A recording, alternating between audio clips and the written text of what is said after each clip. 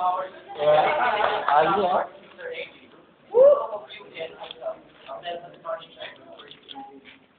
Amen.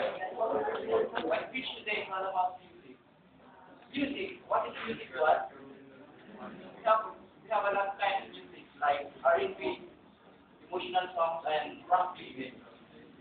Country nga. Our daily entertainment. Country nga eh. But main speech of them focusing rock music. So- Yes, rock music. Yeah. In our country, we have a lot of good bands, like the Eraserhead, the Beatles of the Philippines, and the Wolfgang of the Metallica of our country. We have a lot of musicians. Why? Because they can write their feelings to their songs, feelings that they can tell or And you, express to their to loved ones. YouTube. Rock and roll, a meaningful word in this history.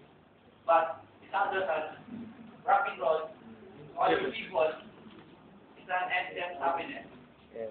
Yeah. We know that many popular bands are in case of drug and alcoholic addiction.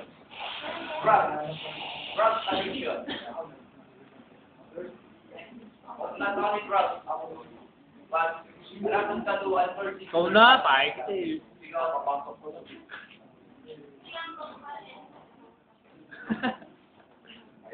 Wala kang kaduan versus their body. So they are thinking to make their popularity not related to our life, but drugs, music. So all rockers and music lovers, chill out guys, chill out. Let's put our fingers in the strings of the guitar and make a music of rock and roll. Not a music of war, but a music for the heart. Peace to all. Yeah.